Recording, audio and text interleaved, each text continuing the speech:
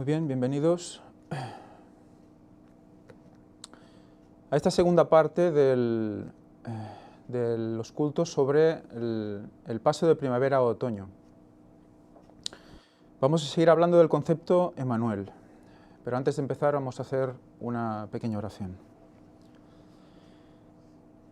Padre nuestro que estás en los cielos, nos encomendamos a ti, Señor, para que nos muestres toda la verdad, porque solo así vamos a ser salvos. Ayúdanos a aceptarla, a abrazarla y a defenderla, a explicarla a todos aquellos que la demanden, Señor.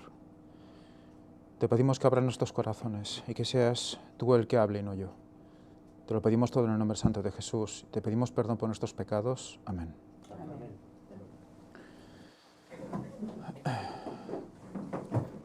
Muy bien, para los que no vinieron la última vez, cuando hicimos la primera parte, he preparado un pequeño resumen para poder empezar con las bases y poder seguir comentando el tema de esta comunión entre la primavera y el otoño, entre Pascua del año 31 y Tabernáculos del año 2031. Recordemos que todo partía de la muerte de Cristo, partía de la cruz. Recordemos que a partir de Juan 2:21 y Hebreos 10, del 19 al 20, vimos que su cuerpo, ¿qué era? ¿Recordáis lo que era su cuerpo? ¿A qué representaba su cuerpo? Al templo, al tabernáculo, ¿de acuerdo? Y recordemos que a partir de Juan 1:14 nos hablaba de que Él había habitado con nosotros, habitó con nosotros, y que eso era un reflejo de ¿qué? De lo que había pasado en el desierto, ¿verdad? Cuando se erigía el tabernáculo en el desierto, ¿el tabernáculo se erigía solo? ¿Se dejaba solo en un lugar y se iba a adorar de vez en cuando? No, ¿verdad? Cuando se erigía el tabernáculo, se erigía, ¿dónde? En el centro del pueblo. Y su pueblo se establecía a su alrededor. ¿Cómo? En tiendas. Había el tabernáculo central, el naos, recordar la palabra, el tabernáculo que está en medio, el central, el más importante, y luego las tiendas a su alrededor. Lo mismo, la misma configuración que tenemos, ¿dónde? En la fiesta de tabernáculos. Cuando nos reunimos para estar ¿con quién? Con Dios, en armonía, en paz, en protección, como estaban también en el desierto. De hecho, tabernáculo representa, una de las cosas que representa es cómo ellos estuvieron en el desierto, en tiendas. O sea que es literalmente esa definición. Y por lo tanto es a Emmanuel. ¿Qué significa Emmanuel? Que es un nombre de Dios. Dios con nosotros. O sea que esta es la línea básica de lo que presentamos el otro día. También hablamos de que habíamos visto su gloria. Su gloria, ¿cómo se manifestó entre nosotros? Se manifestó por sus actos, desde luego, porque hubo grandes milagros, ¿verdad?, a través de la figura de Cristo en todas las personas que estaban enfermas, que necesitaban de su poder, ¿no?, que era su sanación y su salvación, las dos cosas. La misma palabra se puede definir de las dos maneras. Y esa gloria también se manifestaba, ¿dónde? En el tabernáculo, que representaba ¿a quién? A Cristo. ¿De acuerdo? Vamos viendo los conceptos, ¿no? Siempre vamos redondeando sobre el mismo sitio. A través de Lucas 29 al 35 vimos que la gloria de Dios también se había manifestado en todo su poder, en toda su imagen, digamos. ¿Dónde? En el monte de la transfiguración. Si vemos la fotografía, bueno, el dibujo, porque fotografía pues no pudo haber, pero sí dibujo, está escenificado cómo debió ser aquello, ¿de acuerdo? De las personas que están iluminadas, la del medio representa a Cristo. Y vemos que hay 3 personas que representan al pueblo vivo en ese momento. Pedro, Jacobo y Juan. Quiero recordar que eran ellos 3. Luego está Moisés, que era uno de los que se presentaron allí, ¿de acuerdo? Y Elías, ¿de acuerdo? Uno a cada lado de Cristo. Ellos también iluminados, también porque habían resucitado, ya están en el cielo, ¿de acuerdo? Y vemos también una nube a mano derecha de esa imagen, una nube que representa esa nube donde Dios Padre se presentó. ¿Y qué dijo cuando se presentó? ¿Qué dijo Dios Padre cuando se presentó? Este es mi hijo amado, oíd. A él oíd. Por lo tanto, ¿a quién le estaba dando toda la gloria? Al Hijo, a Cristo, al tabernáculo central. A Él estaba dando toda la gloria. Entonces, si hacemos una similitud entre la imagen de la izquierda, que no sé si la voy a señalar aquí, ahora no puedo señalarla, pero la imagen de la izquierda, arriba a la izquierda, donde vemos el tabernáculo con la gloria manifestándose, esa Shekinah, encima del tabernáculo, y a mano derecha vemos esas 6, digamos, personas, y luego el séptimo que viene del cielo en la nube, que estaba representando al mismo Cristo y al Padre, porque los dos vendrán en el momento de su venida, en el 2031. ¿Veis una similitud importante? Porque ahí el Padre le estaba dando toda la gloria al Hijo, le estaba diciendo, a él oíd. Entonces, en la izquierda tenemos el tabernáculo con la gloria, a la derecha a Cristo en su gloria. A la izquierda tenemos todas las tribus, todo el pueblo de Dios alrededor de ellos, alrededor del tabernáculo. A la derecha, ¿qué tenemos? El pueblo que estaba vivo en ese momento y el pueblo ya resucitado. Todos alrededor de él. Es la misma imagen. Es la misma imagen. O sea que nos estaba haciendo un puente entre el campamento en el pueblo de Dios y el séptimo milenio cuando Cristo viene. ¿Estamos viendo esa relación? ¿Sí? Recordemos que cuando Pedro, Jacobo y Juan ven la gloria de Dios, ¿qué es lo primero que dicen? ¿Qué es lo primero que dicen?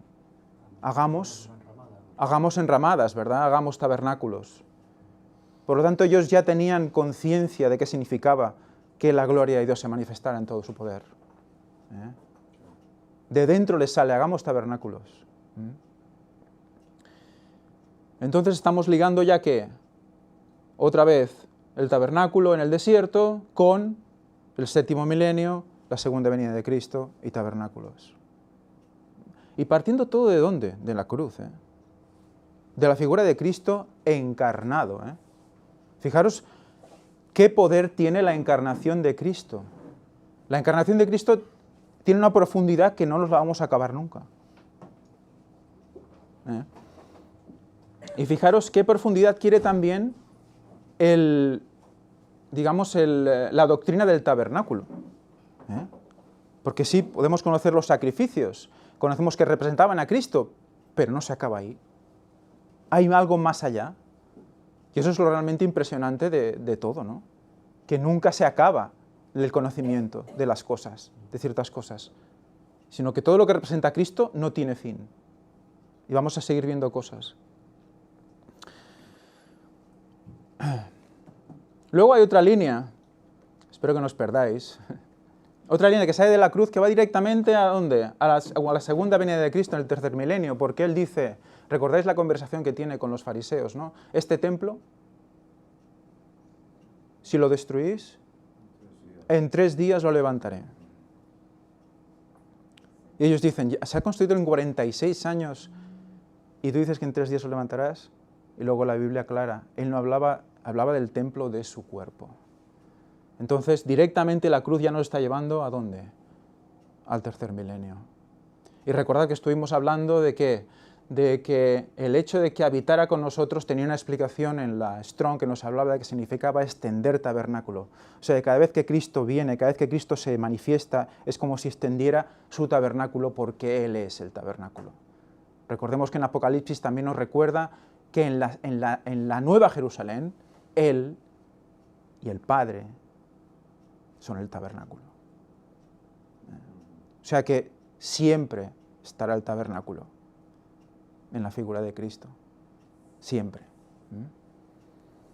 Y además, vimos esto, que el tabernáculo tenía unas medidas muy concretas y unas proporciones muy concretas entre su lugar santo y lugar santísimo. Por lo tanto, ¿qué nos estaban marcando esas medidas en proporción? Si todo el tabernáculo lo asociamos a los 6000 años, 2/3 partes era el lugar santo, llegaba el velo, que el velo se rompió cuando Cristo muere, que es en el año 31, y luego el lugar santísimo hasta el final del tiempo. De hecho, Son 6.000 años de pecado, porque el tabernáculo, ¿por qué está? Porque hubo pecado. Es muy interesante esto.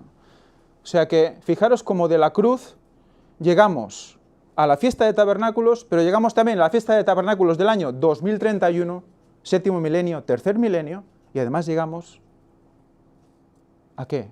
A marcar las dos venidas de Cristo solo, o sea, la muerte de Cristo y su segunda venida con el tabernáculo en sus medidas.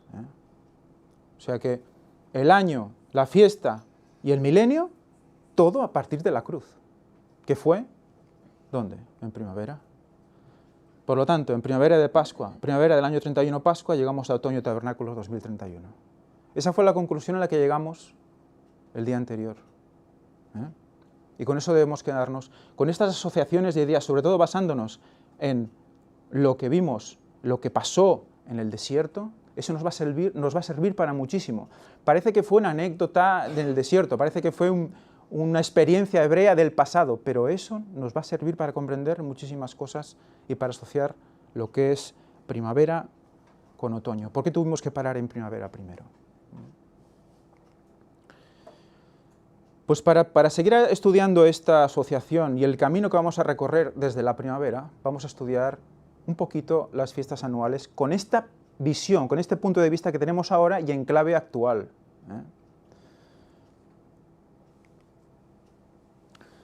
Vamos a volver a leer Patriarcas y Profetas, el capítulo 52, el cual ya Víctor leyó completo. No vamos a leerlo entero, vamos a leer solo unas partes, las que son las que nos interesan para lo que estamos hablando. Dice, había 3 asambleas anuales de todo Israel. Y he señalado todo, porque todo es todo. Todo Israel. 3 veces. Todo. O sea, no iban solo todo Israel a tabernáculos, ni iban solo todo Israel a Pascua, sino que iba todo Israel a Pascua, fiesta de las semanas o Pentecostés, y a tabernáculos. Fijaros porque el movimiento no era fácil, no era coger el coche como ahora, cogerte un par o 3 de horas de coche y ir a... No. Era todo. Y Pentecostés era un solo día, O sea, fijaros que la obediencia, el fervor, las ganas de adorar.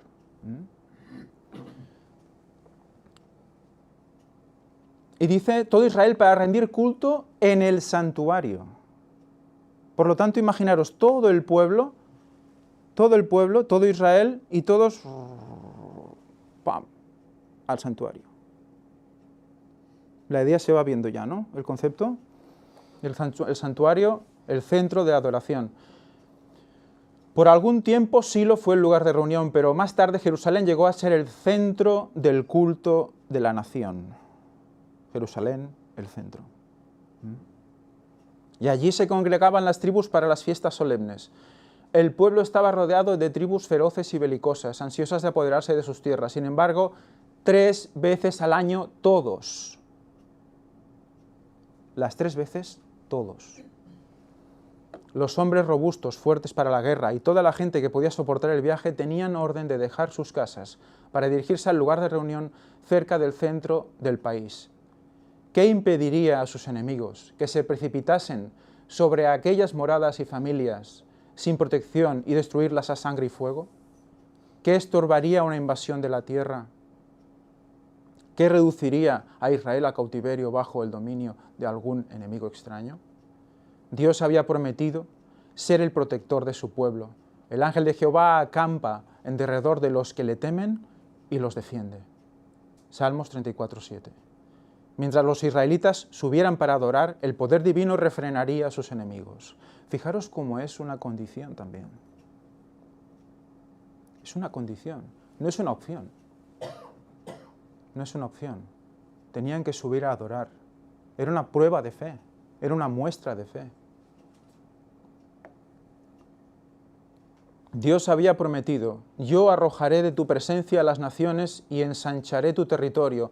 Nadie codiciará tu tierra cuando subas 3 veces al año a presentarte delante de Jehová, tu Dios. Fijaros, porque esto es reclamado también hoy de otra forma. Vamos a hacernos una pregunta. ¿Por qué de las 3 fiestas han permanecido 2 ritos? Dejemos el bautismo aparte, estoy hablando de las fiestas, ¿eh? Recordemos que de las fiestas de la Pascua, ¿qué nos queda? Que aún celebramos. La Santa Cena, que era en primavera, ¿de acuerdo? ¿Y qué más es lo que tenemos que seguir celebrando hasta que Dios vuelva? Tabernáculos, que representa al otoño.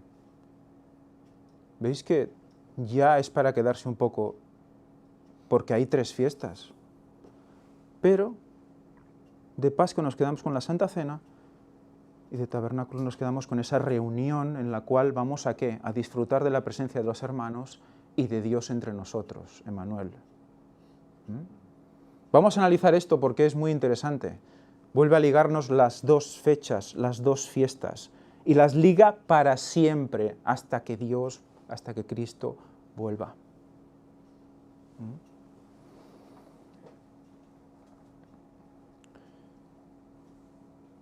Esto es un calendario, es mesiánico, pero bueno, hay algunas cosas que no están del todo correctas, pero nos van a servir.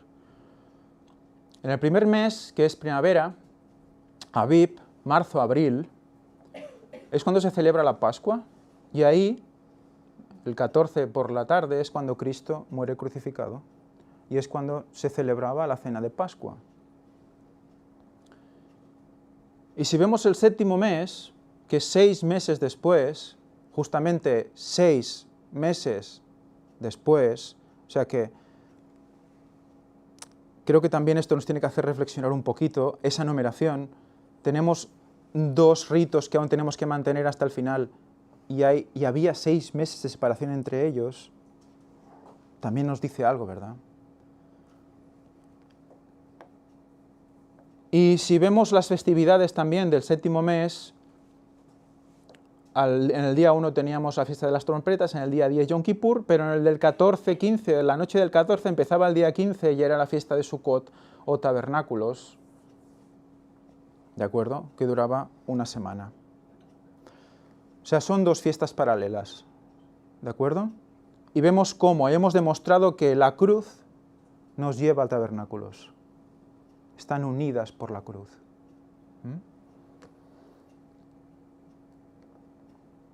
Vamos a analizar la cena de Pascua. ¿Por qué? Porque se convierte en ¿qué? En la Santa Cena. Ya cambia el significado. La cena de Pascua, ¿hacia dónde miraba? ¿Hacia dónde miraba la cena de Pascua? Hacia el pasado respecto de ellos, ¿verdad? Venaban a la salida de Egipto, recordaban cuando fueron liberados de Egipto.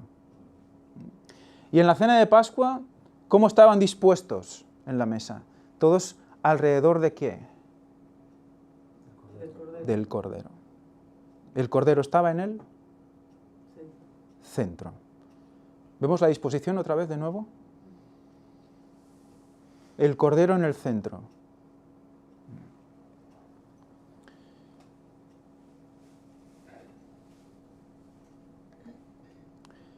Vamos entonces a analizar con todo esto que hemos visto la Santa Cena. Y vamos a empezar con Mateo 26, del 18 al 20. ¿Sí? Bueno, dice, Mateo 26, 18 al 20, dice, y él dijo, id a la ciudad, a cierto hombre, y decidle, el maestro dice, mi tiempo está cerca. Vamos a mirarlo en clave actual. Hemos dicho que estaba relacionado una cosa con la otra.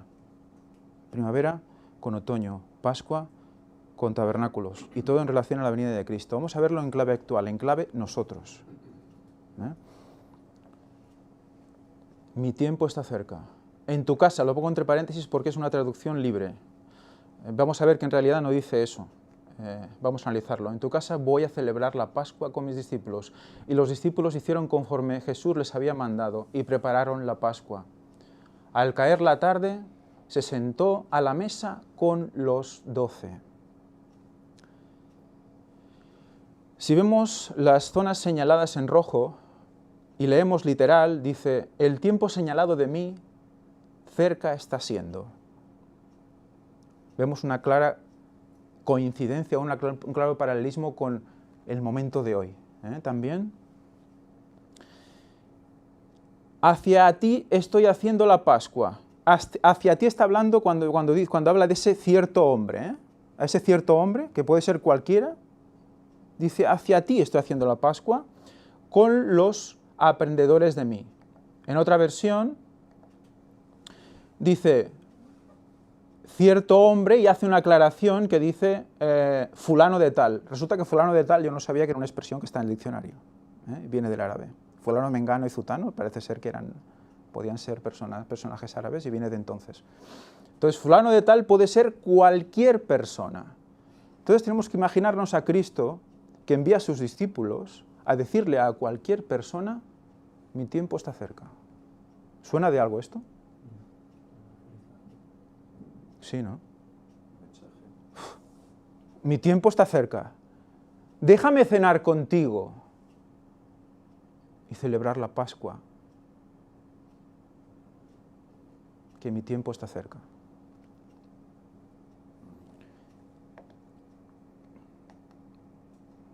Y decidle, el maestro dice, mi tiempo está cerca. En tu casa realmente quiere decir junto a ti. Junto a ti. Eso es muy cercano, No es solo con el hecho de buscar un lugar para celebrar la Pascua, ¿por qué lo hace así? ¿Por qué lo hace así? ¿Por qué lo hace así? ¿Por qué envía a sus discípulos? Dile a fulano de tal que en su casa voy a celebrar la Pascua. Podría haberlo hecho de otra manera totalmente diferente, ¿verdad? Pero lo hace así, quiere darnos un mensaje. Quiere decirnos que cualquiera al que sus discípulos vaya y le diga, mi tiempo está cerca, y él acepte, cenará con él. Fijaros cómo es el mensaje del tiempo final, mi tiempo está cerca. ¿Y él sabía cuándo era su tiempo? Sí. Y los discípulos no lo tenían muy claro, ¿verdad? Pero él veía su tiempo cerca.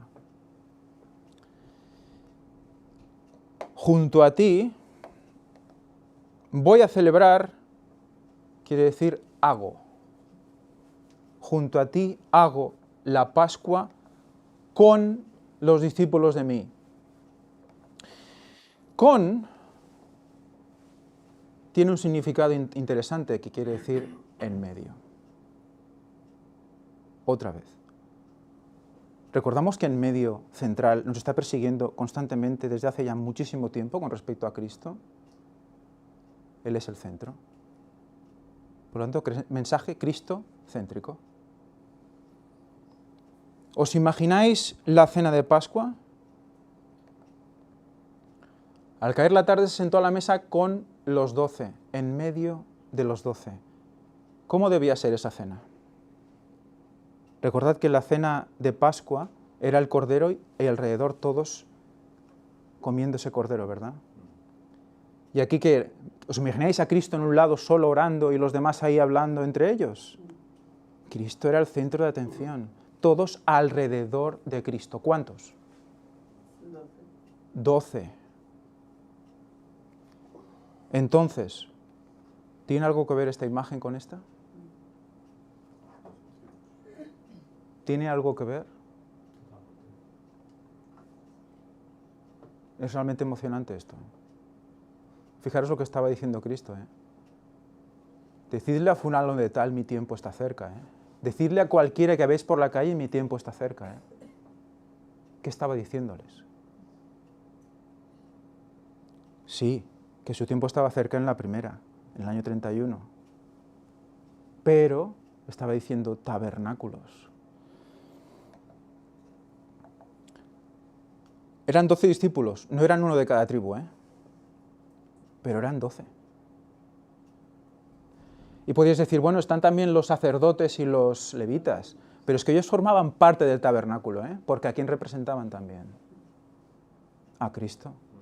Y también representaban a los que hacen las funciones dentro del tabernáculo.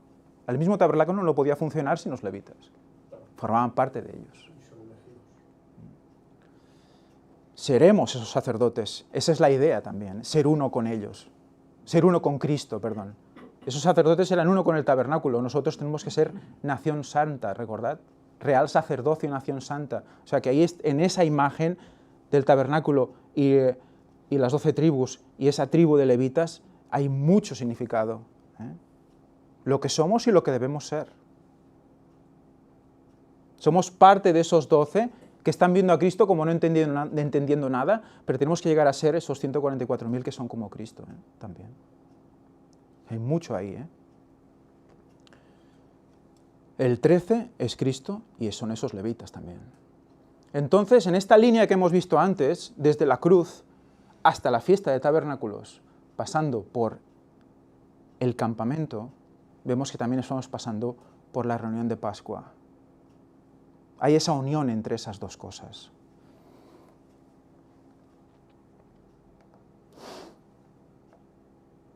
Entonces llegamos a la conclusión de que cuando dice mi tiempo está cerca, en tu casa voy a celebrar la Pascua, también está diciéndonos a nosotros que va a celebrar tabernáculos. Mi tiempo está cerca, voy a celebrar tabernáculos con vosotros. Y puedes decir, ya estás elucubrando. Vamos a seguir leyendo entonces. Primavera, la Santa Cena, tabernáculos, otoño. Y toda raíz de la comparativa con el campamento en el centro. Y Dios dijo que desde ahora no beberán más este fruto de la vid hasta aquel día en que lo beba nuevo con vosotros en el reino de mi Padre.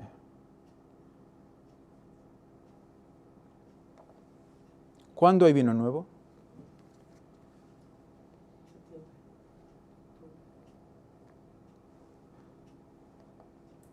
En la vendimia, ¿verdad?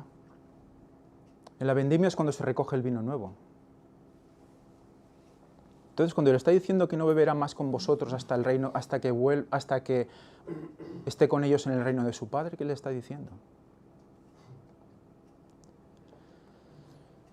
En esta página web dice, después de Yom Kippur venía la fiesta de la cosecha o de los tabernáculos para celebrar la terminación del año agrícola con la vendimia y la cosecha de las aceitunas.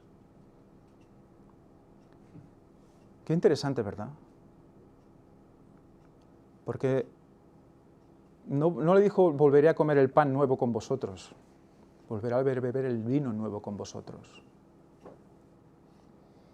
Luego hablaremos más adelante en otros cultos sobre el pan. Entonces, ¿cuándo es la vendimia? En Jerusalén, en el hemisferio norte, igual que aquí en España, septiembre, octubre, otoño. ¿Vemos otra conexión directa en sus propias palabras?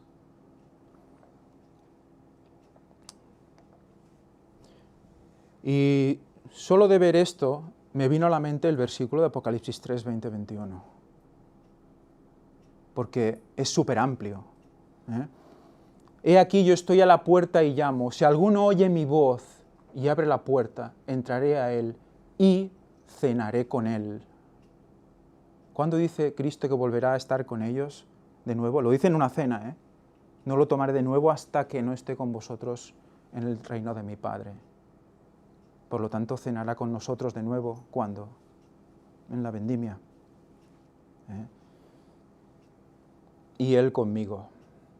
Al que venza, le daré que se siente conmigo en mi trono, así como yo he vencido y me he sentado con mi Padre en su trono. Parece un texto paralelo, ¿verdad?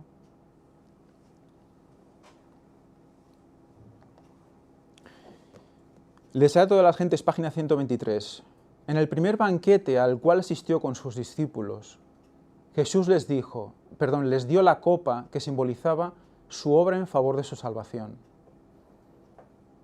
En la última cena se la volvió a dar, en la institución de aquel rito sagrado por el cual su muerte había de ser conmemorada hasta que volviera. Y el pesar de los discípulos al tener que separarse de su Señor quedó consolado por la promesa de reunirse que les hizo al decir, no beberé más de este fruto de la vid hasta aquel día. ¿Qué día? cuando lo tengo que beber nuevo con vosotros en el reino de mi Padre. En el reino de mi Padre. Está hablando del día de su regreso, en vendimia, en otoño. El vino que Jesús proveyó para la fiesta y que dio a los discípulos como símbolo de su propia sangre fue el jugo puro de uva, acabado de exprimir. A esto se refiere el profeta Isaías cuando habla del mosto en un racimo y dice: no lo despreciéis, que bendición hay en él. Cuidado con el jugo de uva. Bendición hay en él. Entonces, fijaros lo que dice aquí. Asimismo, tomó también la copa después de haber cenado, diciendo: esta copa es el nuevo pacto en mi sangre. Vamos a hablar de la sangre también. Hoy no, pero hablaremos de la sangre y seguiremos el rastro de la sangre. ¿A dónde nos lleva? Haced esto todas las veces que la bebáis, en memoria de mí. Porque todas las veces que comáis este pan y bebáis esta copa, la muerte del Señor, Pascua, año 31, primavera, estáis proclamando hasta que Él venga, Tabernáculos 2031, en vendimia. ¿De acuerdo? Vemos cómo está todo escrito. Está escrito. Él nos lo estaba diciendo. ¿Por qué tenemos que guardar esto en memoria de Él hasta que Él vuelva? Para recordar su sacrificio. Para también recordar que volverá. Pero también para decirnos, nos decía en todo eso, ¿cuándo volvería? ¿En qué época del año volvería? Es muy interesante todo esto.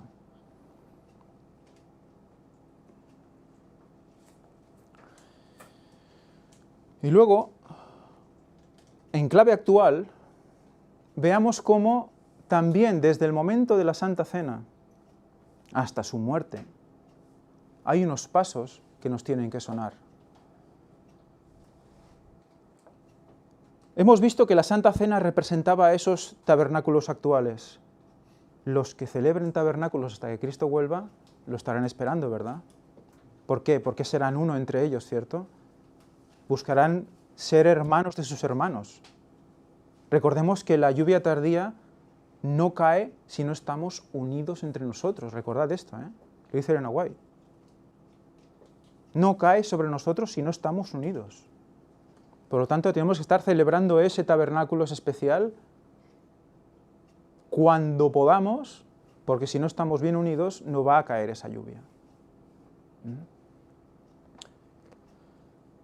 ¿Qué pasa después de la Santa Cena? Hay una tradición, ¿verdad? Recomiendo que veáis, por favor, los temas de el hermano entrega muerte al hermano. Es un texto bíblico. Hay 3 temas. Y esta fotografía sale en el tema, la que está debajo de la entrega del beso de Judas. Y es lo que los hermanos harán a los hermanos. Los que ya no son hermanos, evidentemente, harán a los que eran sus hermanos. Señalarles el beso de Judas. La misma Elena White, y lo veréis en las conferencias, dice como Judas. Lo dice así literalmente. Como Judas. Por lo tanto, habrán estado entre nosotros, compartiendo lo mismo, conociendo lo mismo, y no siendo tontos, porque Judas no era tonto. Llevaba un cargo incluso, y muy importante, llevaba la bolsa del dinero. Y seremos traicionados. ¿Y qué viene después? La pasión de Cristo. Y evidentemente estaba representada en el tabernáculo. Pero quiero hacer una reflexión también aquí. Cristo encarnado, ya hemos visto que es muy profundo, pero vamos a ver un poquito más. ¿La cabeza de la Iglesia qué es? Cristo. ¿Y el cuerpo? La Iglesia. Entonces, Cristo encarnado, ¿qué está representando? ¿Cristo encarnado era Iglesia? ¿No era Iglesia, Cristo encarnado? Sí, no era hombre, ¿no? Y también era cabeza. O sea que el completo era el matrimonio. Hombre, mujer, Cristo, Iglesia. Recordad cómo habla también de ese matrimonio en el que el marido es Cristo. Entonces, creo que también dice cabeza de la mujer o algo así. Lleva una expresión en ese sentido. Siempre en el buen sentido, que ya lo hemos explicado muchísimas veces, ahora no es el momento. Pero fijaros cómo cuando Satanás intenta tentarlo intelectualmente y a nivel espiritual, en las tentaciones en el desierto, no puede, ¿verdad? Entonces, ¿qué hizo el dragón? El dragón fue a atacar al resto de la descendencia de ella, a la iglesia. ¿Por qué? Porque no pudo con Cristo, ¿verdad? Entonces, ¿cómo machacó a Cristo? A la iglesia, el cuerpo. ¿Veis por dónde voy? Su cuerpo fue el que recibió todas las torturas habidas y por haber. Su cuerpo representaba a la iglesia. Esa iglesia que tenía una misión, llegar desde la traición a la cruz, porque si no se crucificaba, ninguno de nosotros tenemos opción a la salvación. Esa era la misión de Él, también como iglesia. Llevarle a sí mismo, a Cristo, a la cruz. Su cuerpo, el cuerpo de Cristo es la iglesia de Cristo. Eso además lo hemos visto alguna vez, creo también ya. Entonces recibe en su cuerpo. Satanás le da a su cuerpo porque sabe que no puede con él, con su mente. Porque es Dios. Y le da, y le da, y le da en su cuerpo. Pues ese es el camino que nos queda a nosotros. Recibir, recibir y recibir. Si queremos ir directos a la cruz como Él iba.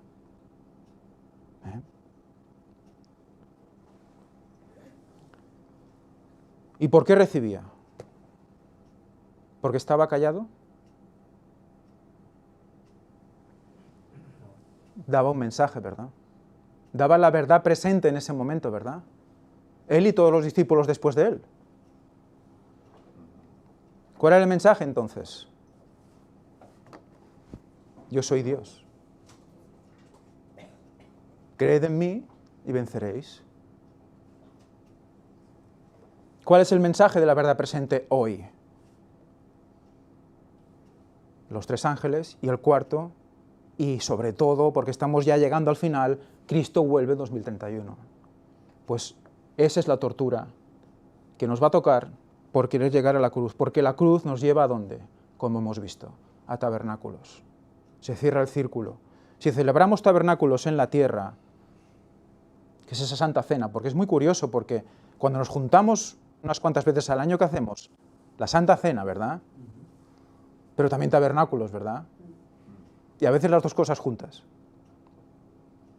¿Qué diferencia hay entre juntarnos y celebrar la Santa Cena y juntarnos y celebrar tabernáculos? Estamos juntos con Cristo en medio. Pues si celebramos eso en la tierra, disfrutaremos de los tabernáculos en el cielo. De esa cena con Él en el cielo. ¿Ves cómo se contraponen, o sea, se justaponen, creo que se llama, que una puede estar en el sitio que la otra, porque cuando Cristo vuelva celebraremos con Él, que era en primavera, pero luego el tabernáculo es en otoño, todo será junto entonces. Por eso son 2 fiestas paralelas, porque las 2 van a buscar lo mismo. Por eso celebramos eso cada vez. Por lo tanto, volvemos al mismo resumen de siempre. Y ya para ir acabando, una pequeña lectura de Pascua. Dice, por todo el país, estos patriarcas y profetas otra vez, por todo el país grupos de peregrinos se dirigían hacia Jerusalén, los pastores que habían dejado por el momento sus rebaños y sus montes, así como los pescadores del mar de Galilea, los labradores de los campos y los hijos de los profetas, que acudían de las escuelas sagradas. Todos dirigían sus pasos hacia el sitio donde se revelaba la presencia de Dios. ¿Cuándo se revela la presencia de Dios? ¿Cuándo se reúnen cuántos? ¿Cuántos han de ser? 2 o 3, ¿no? Dice. Cuando 2 o 3, ¿no? Dice. os reunáis en mi nombre, yo estaré entre vosotros, me voy a manifestar entre vosotros, ¿no?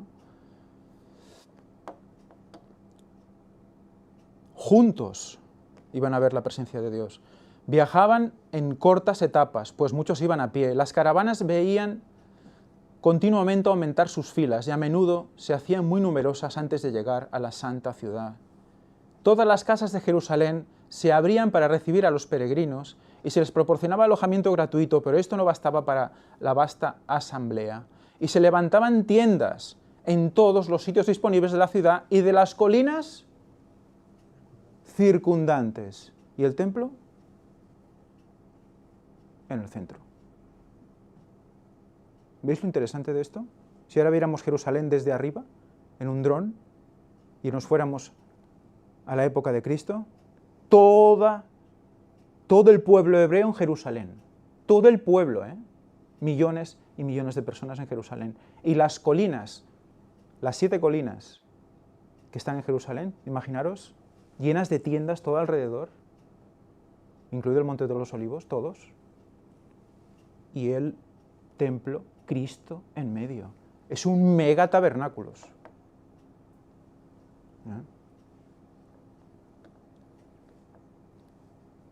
Aparte de que cuando ellos venían en primavera, gozaban del tiempo, de las flores, de los verdes de los campos, porque todo estaba floreciendo. ¿Qué se hacía en tabernáculos? Se cogían las flores más bonitas, las ramas más preciosas y se hacían las enramadas en las tiendas, ¿no? O sea, todo estaba como emulando ¿qué? El Edén, ¿verdad? La naturaleza, las dos fiestas iban por el mismo camino.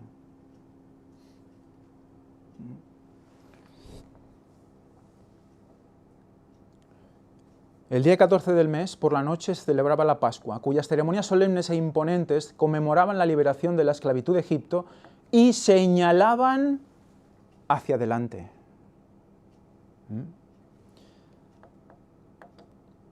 Al sacrificio que los iba a librar de la servidumbre del pecado.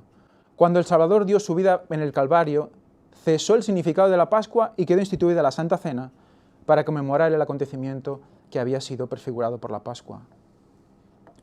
Cuando Él muere en la cruz, no dice, bueno, ya, se acabó, Santa Cena, se acabó la cena de Pascua, se acabó todo, yo ya me he muerto en la cruz, yo soy Cristo, por lo tanto, ya está. A tipo, antitipo. Pues no, dijo, ahora haremos una Santa Cena.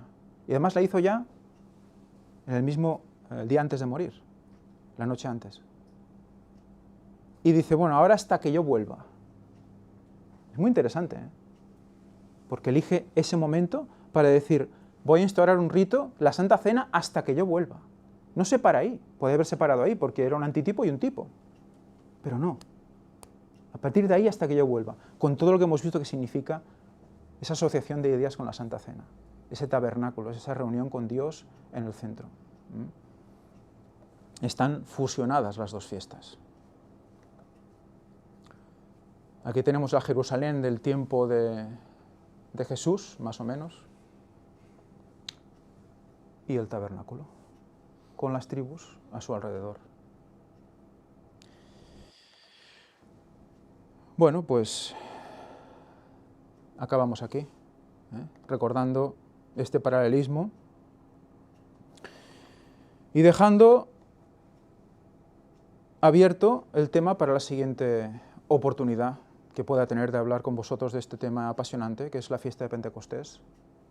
Vamos a ver que es la fiesta de la que menos hemos hablado, pero que realmente es imprescindible. Las 3 fiestas son una. Avanzo esto. Igual que Padre, Hijo y Espíritu Santo, son uno. Todas apuntaban a lo mismo. Vamos a ir viéndolo. Que Dios os bendiga.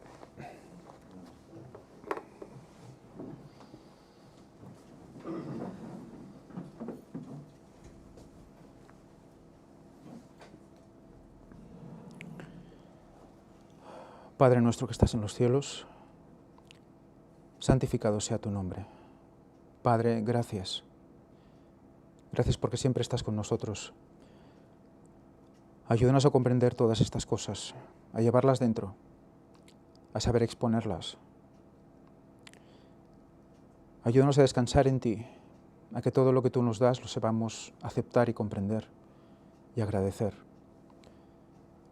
Ayúdanos a celebrar ya en la tierra tu presencia, a vivir cada día como si fuera ese último día, ese día en el que nos vamos a ver contigo. Ayúdanos a disfrutar de ti y a poder pasar todas las cosas que tengan que venir en tu gloria y en tu gracia. Ayúdanos a llegar a los demás, porque esa es nuestra misión, Señor. Ayúdanos a cumplirla con energía y con fe. Todo esto te lo pedimos en el nombre santo de Jesús y te pedimos perdón por todos nuestros